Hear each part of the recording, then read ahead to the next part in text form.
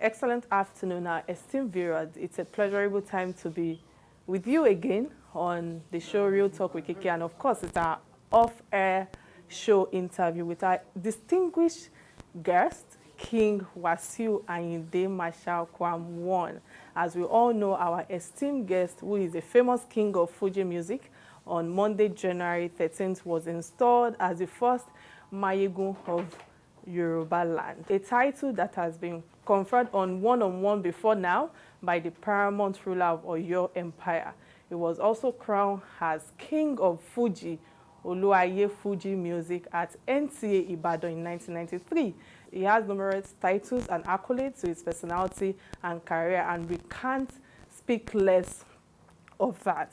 Again, congratulations, sir, on the installation of your title as the Mayegun of Yoruba land. And again, thank you for giving us the opportunity to be here today with you. And we pray that your reign will be that of progress and prosperity to the land at large. And first, Mayegun of Yoruba land. The title is grand and it speaks authority. And can you kindly educate the public on the role of the traditional title and why you think His Royal Majesty has deemed you worthy of this title for the entire Yoruba race? Mayegun, for every society, there must be something we call all hands must be on deck. True. Life itself is something that surely from time immemorial planned on a well-laid arrangement where you have the headship, you have some hands that supported the headship to carry the day-to-day affair of the state, the nation, and that is the only way we can always get things done, because a tree does not make a forest. You do not expect where we have leadership, we don't have other hands that join hands to make sure everything about the society is well represented. And that is the only way we can keep our day-to-day life working. So on the issue of Mayegun, from different heads, we have those ones that will be the decider of a situation where we could not get ourselves heard very well.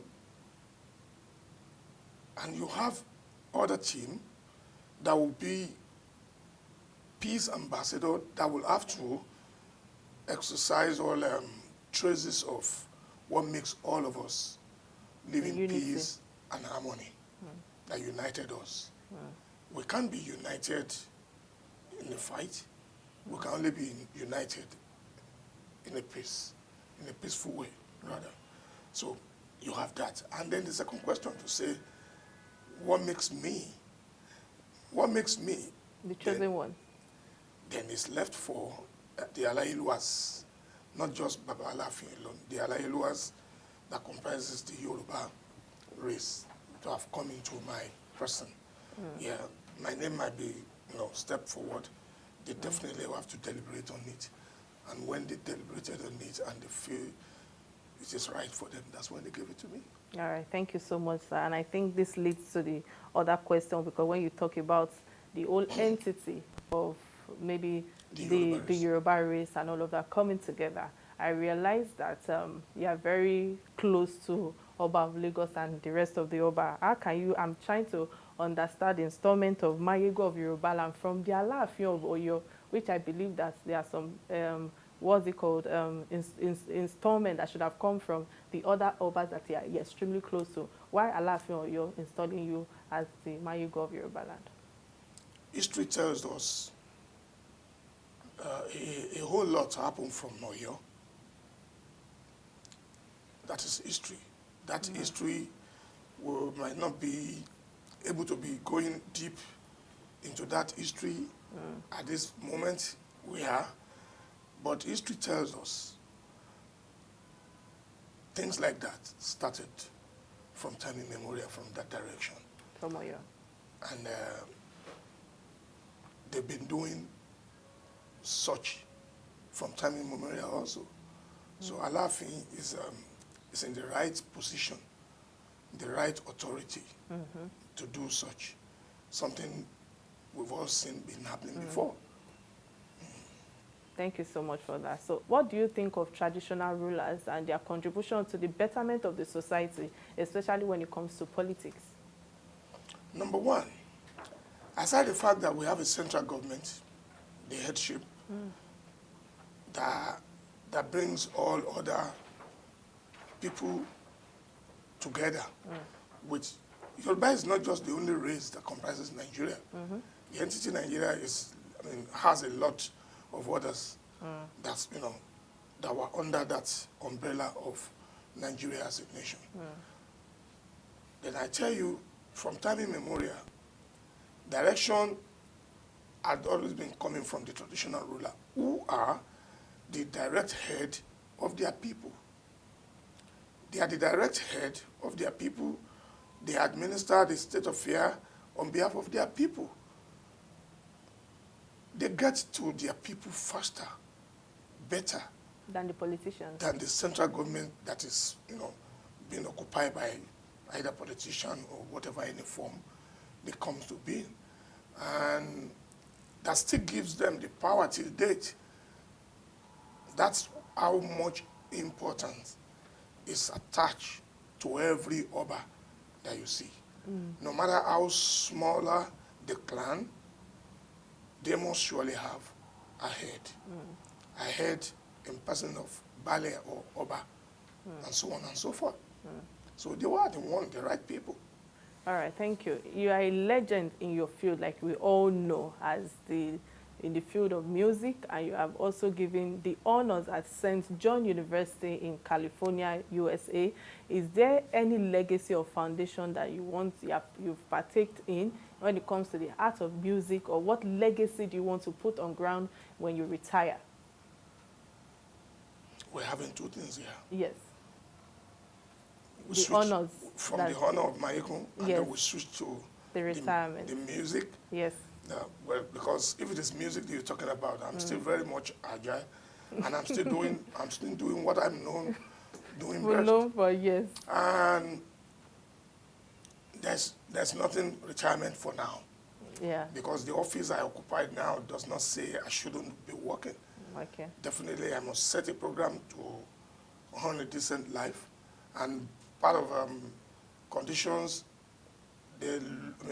part of what they see that make them feel I could occupy this position very well is because of where I was coming from. Your voice. Where I was coming from, it's part of what they are judged as my, my right of, opportunity to that level. But the fact still remains. Long ago, I've had a foundation series of, foundation that I have. I have a Moju Chabola Foundation. I have K1, the Ultimate Foundation, the one that takes care of very many things in the area of entertainment, about talent hunt, discovery of younger ones, and so on and so forth. And it's still very much on. I funded it myself. And it's cooking, it's growing. Oh, wow. Okay.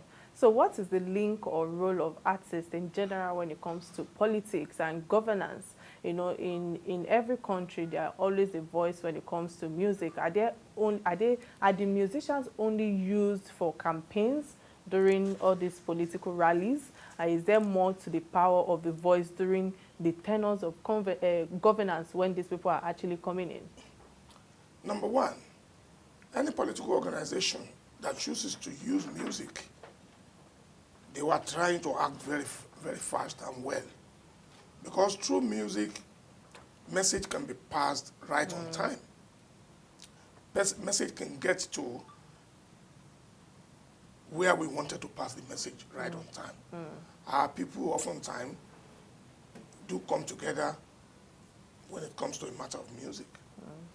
Going to worship God, listening to good music, and then creating an avenue for people coming together, either like through sports and stuff, make our people acted like one united family. And you can only use such area to pass message very well. So any politician you see that goes along that way knows what they were doing. They know this is the right avenue for us to reach out to people. And that's much why someone like me chooses to embrace such opportunity to be able to be able to serve as a bridge between the people and the people that govern us, the leadership. Because when you don't hear the government very well, when message is not getting to where it should, there tend to be problems. And that's why we have problem in our society. So like I said, any political group that chooses to embraces music, entertainment, sport, goes to house of worship to carry them along in passing message, then they surely have the feelings of their people at heart. So they want to get the message done quickly.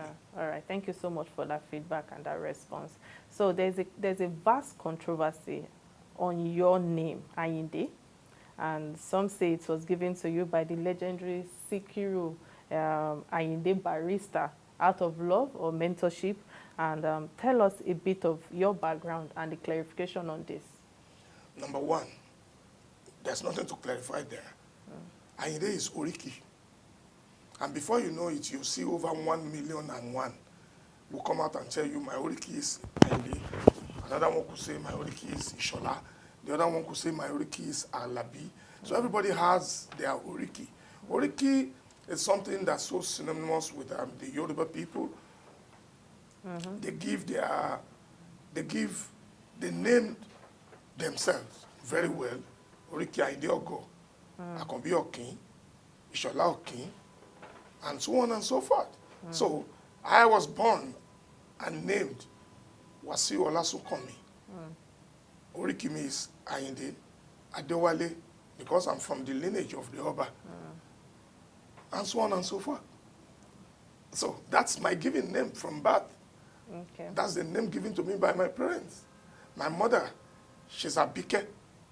So if my mother is Abike and my father is Adisa, and I was named Ayinde, it's not Barrrrister. But if Barrrrister feels good, as at the time I was with him, serving him as a good boy to him, and he chooses to be referring to me as Ayinde, thanks to Almighty God. He sees what is good in about his name and my name to feel like, okay, he bears the same Oriki with me. And you must have been of good service to him. Oh, yes, I am. I can boldly say that any day, anytime, anywhere, that either living or dead, when he was alive, I happen to be the most closest person to him. Okay. I serve him judiciously. All Yes. right. Thank you so much on that as well. And I know that, still talking about Ayinde Barrrrister, there were controversies making rounds as of last year regarding Sikiru Ayinde Barrrrister, his kinship and authorship of the Fuji music, which had many fans and non-fans going abrasive when it comes online. Are there any few words you want to put out there regarding this? Number one, I don't know how to be fueling issue that probably already gone back to rest very well. Okay. There is nothing controversial in the role of Sikiru Ayinde Barrrrister as far as genre of Fuji music is concerned. Nothing controversial about it. Is the headship, is the Duli headship. What was transfixed into the whole issue to make it look like a controversy wasn't something that should be in the first instance. If I am offspring of Ayinde Barrrrister, there's no way I could come out openly to criticize something I am part of, something I am proudly to say I came out of. It's impossible. I can't come out to criticize my father, my mother, because I want to erase them. I can't erase them to create myself. It's impossible. Sure. You must have had somewhere you come from. So there's nothing like saying something different from what is already on ground. What is on ground is Ayinde Barrrrister, yes, is the everything about Fuji music. But what we were saying then, the merge together and presented to smear someone, is what we talk about Were and Ajisari. What I said then was, if Ajiwere Ajisari had been in existence before him, I have an album that I made while he was alive, where I stated this, and he listened, he heard it. He never see anything bad in what I said.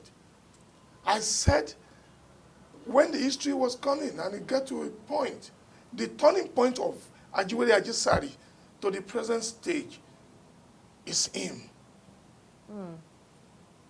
I never take the credit away from him. I can never.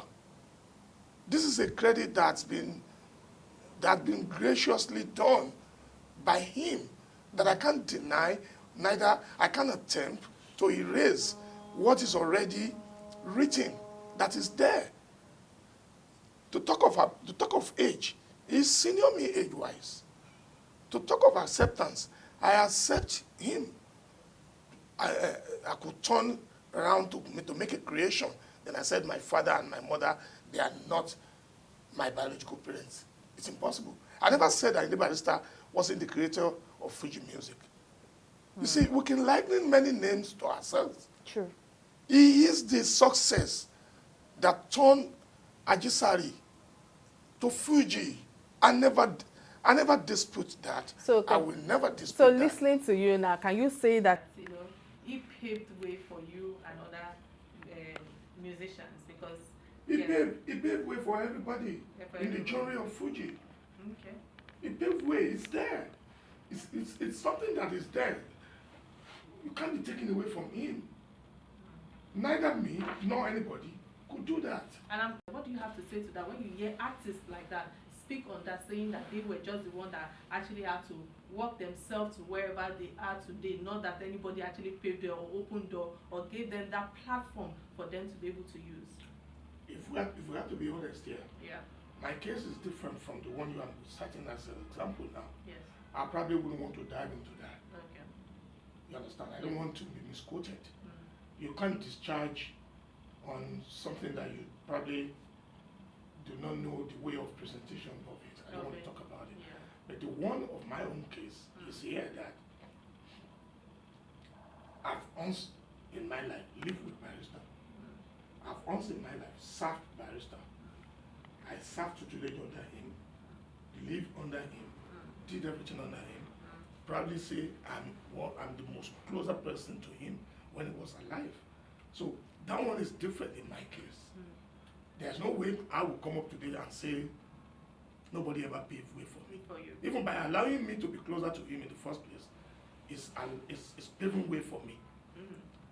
You can't take something you can't really take off your life because you want to present yourself like nobody dropped from the sky. We came through this world through one avenue.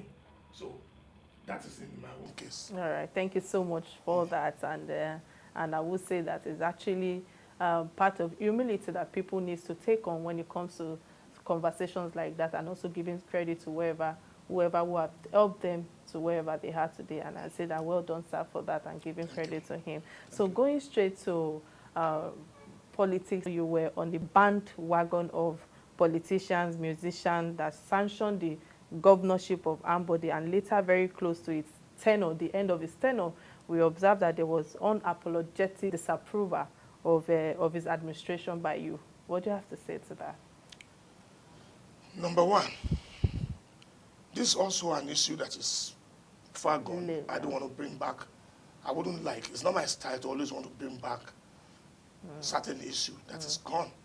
But to set records straight, people should not, I've said this once on the national television, sometimes when I was asked the same question. This is the issue between myself and the former governor of Lagos, Ambode, was kind of a political family. That at that point in time, people should not be part of it, because if you look at the foundation, the beginning, the coming to being of Governor Ambode, I have one kind of a role that I played in it. Correct. So if people never judge me, At the time? at that time I was playing the role. Maybe something went wrong along the line. They shouldn't judge me too. If I come from nowhere to do something that probably is adjudged not too good, and I was never found to be part of the beginning, anybody could say anything then. Yeah, true. But the fact of it is, I am part and parcel of the beginning, even before Governor Ambode. But the way I put it, when I was asked on the national television, I said, this is a family affair that's been, that been dealt with, and we've worked over that. It belongs to the past. I don't, I don't like, or rather, I wouldn't like to be talking on that issue.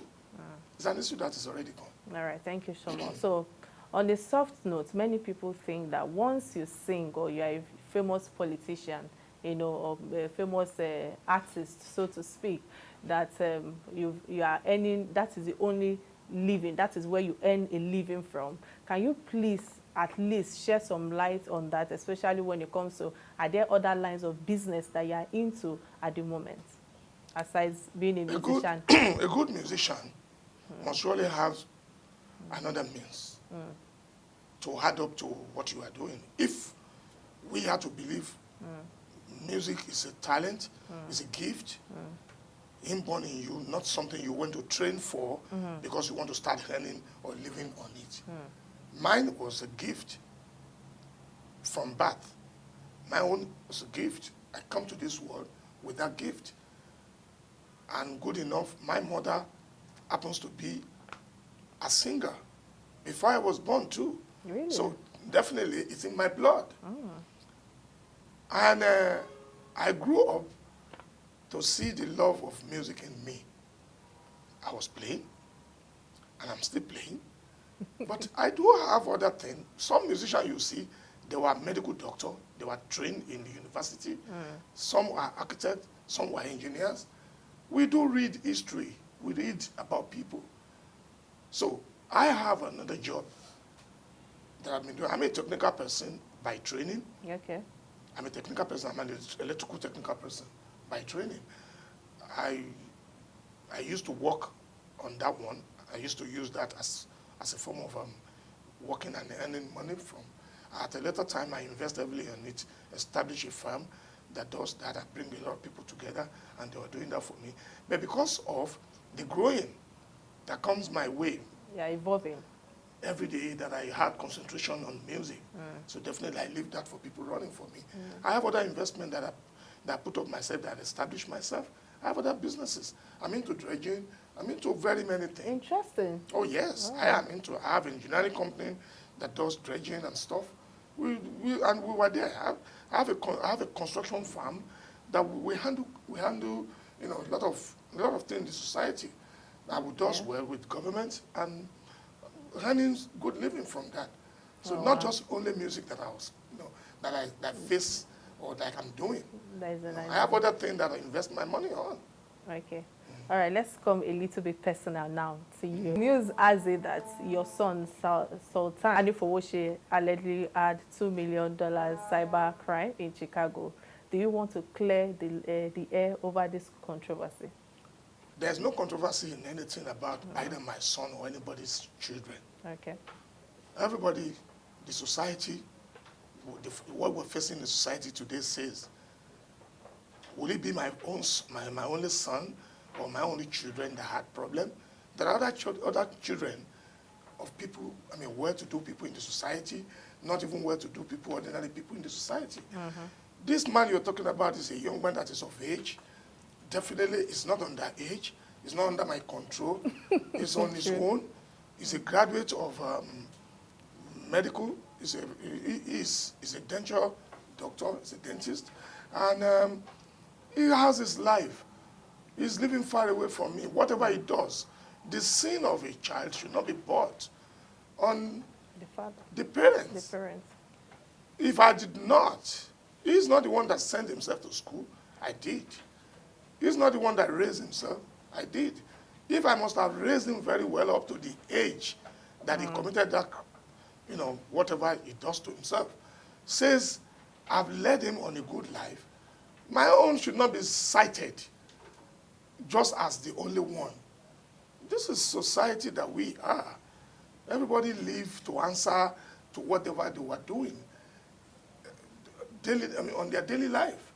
So I'm a good father because I have children that I sent to school. I have ones that I never for once go out of my lane that I created for them. If for a reason he does that, he's a young man. The man in question is over 27 years of age. So he's not a small boy. He's not underage. He's sent to school. I paid his way through all that. So I can't be. I'm not ashamed of the fact that I gave back to him. I won't come out and say no, he's not my son because he does one thing. To God Almighty be the glory. Everybody missteps in their life, and they got punished for it. And when they got punished, they are back into their normal life. They might have learned one lesson or the other from it. So I'm sure you might have learned that when the father was telling you, sit down there, if you do, it's of a lot of gain to you. And if they ask you to sit down and you don't sit down, it's your problem. But that should not be subject to anything, a pinch on me. I'm a good father. I don't see anything so special about that. No. All right, let's go into another thing. We know that you're a man of many accessories, in quotes. So let me ask, sir, how many wives and children have you got today? I must have engaged in a relationship before one and another.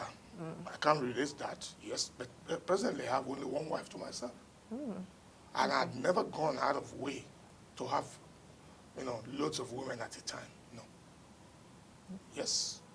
People of this situation like I am, we see a lot of people every day. Some will show you real concern, feelings. You want to return that gesture. You find yourself enamorous. Everything I do in my life is by my making. It's never by mistake. I stand responsible for all my action in life, and I'm so proud of it. I have not gotten a life that is worse. I can't be talking about in numbers to say this one and that. I don't want to make comparison between me and anybody. True. My life is my life, and I'm living it good. And you're taking ownership of it. As I said it earlier. I said I took responsibility of my life. So I'm proud. I'm proud of everything, whatever I might have done in my life, because I've never for one single second be a bad example to the society. I'm a very good example to the society. I've never stolen anything in my life. I've never gone out of way. I've never been convicted of anything in my life. I've never done anything that is illegal. That is wrong. Yeah. As a person, I've always been on the right path, showcasing. And when people now focus because of the image on your side to think they could mess around with you, that's when you look like and said, my friend, mind yours, leave mine. Talk less about mine. Talk much about yours. Leave mine and talk about yours. All right. Thank you so much for giving us that bit and that light, shedding more light on that. And I think that I like the fact that you took ownership of everything. You have no regret whatsoever. And it's a thing that I think that people have to pick up, because in life, everybody has a path to live, or there are some things that life will throw at you at times, but you learn from it, you pick from it, and you move on. And that alone, I'm going to give you credit for. Thank you so much for being extremely transparent on that. So a few years ago, you left Lagos to relocate to your hometown in Ijebu-Ode. Any reason for a Fuji artist of your own renowned caliber or leaving the Appling side of the city like Lagos to go and settle in that town? Number one, this is where my parents comes from. I am lucky to come from that noble family. And at a point, I was going around everywhere globally to raise a good living. And the joy of it is, at the end of the day, I found a befitting abode for myself in my community where my parents gave back to me. So nothing wrong in going back home to fully rested among my people, my family. Nothing wrong. But another thing is, Ode to Lagos is not far. At a point, I found Lagos so crowded. Overpopulated. So crowded that I wanted to have a very quiet, local life to myself that doesn't endanger life too much. There are a lot of, because at a point I had a situation that was translated to be of pollution. At a point, I had a surgery, and one of the reasons given was like I got myself exposed to a lot of pollution, and I now choose to go back to somewhere that is not all that overpopulated and just rest my head. That's another reason of going back there, and also that I have some other businesses around there. I have a farm. I've been involved in a farming business for a very long time. That afforded me also to be closer to those other things that I'm doing out of other businesses. Right? So those are the things that contributed to my going back to Ijebu. My parents are noble from Ijebu. I'm from the royal family, and I'm from the royal family, and I think it is right for me to just find myself back in the midst of my people. Thank you so much for this interview. It has been an expose with the very first Mayegun of Yoruba land and the Fuji legend of music. And I would use this opportunity to say that thank you very much, sir, for giving us the opportunity to be here today and being so transparent with all of the questions that we've asked you. Thank you so much, sir. Thank you, too. And Thanks so this is going to be a wrap on Real Talk with K off the hair, and we'll be back on another episode. Bye for now.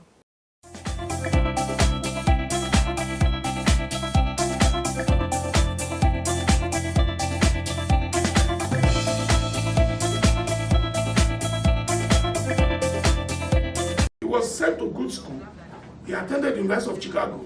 So what are we talking about here? This is a son that was raised very well. He attended very good school in Nigeria. Caleb Lolo. He attended Caleb. All his nursery primary was done at Caleb. He did well before I moved him to the United States. So what are we talking about? You are the answer the issue. You're on the issue now. No, but there are so many issues that you won't tackle. Yeah. There are so many issues that you tackle there. Yeah, it's true. Number one. Issues, so many issues. It's true. Should I feel ashamed? He's my son. Of course not. I should know. I'm not going to criminal that money. Criminal quantity now. Criminal quantity. Well, I think actually the way you answer the question actually gives back, is like taking it back to the society and saying that, can you point out, even if you as an individual don't have one or two issues yourself that you are dealing with, not to talk about our children, because regardless of however we train our children, especially when they're in the Western world, there are one or two things that they will pick along the line, there are one or two mistakes that they will pick along the line as well. So can you tell me that you are clean, or you are that clean that you cannot say that, okay, there are one or two challenges or errors that have been made by yourself and also your children, regardless of how much you when Mr. President happens to be this way. Yeah. When Mr. President happens to be a disciplinarian, this man is a disciplinarian to the core, the present president of Nigeria. And guess what? His son one day got himself involved in an accident, riding an automobile. He's a young man. Should anybody put that on Mr. President? Would Mr. President shame his son down because he's a sitting president and not allow him to act like a young man? No, but so, the issues are. What's the issue? Is because, sorry to say this, you journalists, you make something out of this. You're a sellable product. No. So, listen, everybody is a sellable product because you come from nowhere to become somebody. To make a name for yourself. You understand? Yeah. I started from the scratch. This is me that have served as a packer boy under someone. This is me that have been going on the street when I was young. A baller boy. You know what they call baller boy? Of course. Baller boy were those ones that pulled cats. I've done baller boy. I've never in my life stole anything. I've paraded myself here and there, laboring, working seriously. And upon all, I find myself at the corridor of the university too. I get admission to the University of London to study law. I get on it, I concentrate on my music, I was making money. So it's a multiple credit on me that lost my father when I was 1 year, my first year in secondary school, 1970. And I still find myself at the top. I am a good example to society what a struggling person should be. I've done it so well in my life that I have it at the back of my mind and my credit. I've never stole anything from anybody. So if I have all those opportunities and those chances, I never misused it. And I find myself at the top. It shows I have the grace of God going with me every time. Intelligence. Right. Diligence. So for anybody to not see that, and because your son, what happened? My son. All glory be to I don't GO Nigeria lójoojúmọ́. Àwọn don't give me billions of money. Don't give billions of money. Oh, I want pensioner. Somebody was accused stealing over 600 billion. Wow, Paco is leaving. And also, this man is also a young man. Over to serve, to batch a mistake, to serve punishment. In to for one, she can't have a bell. She might also support about the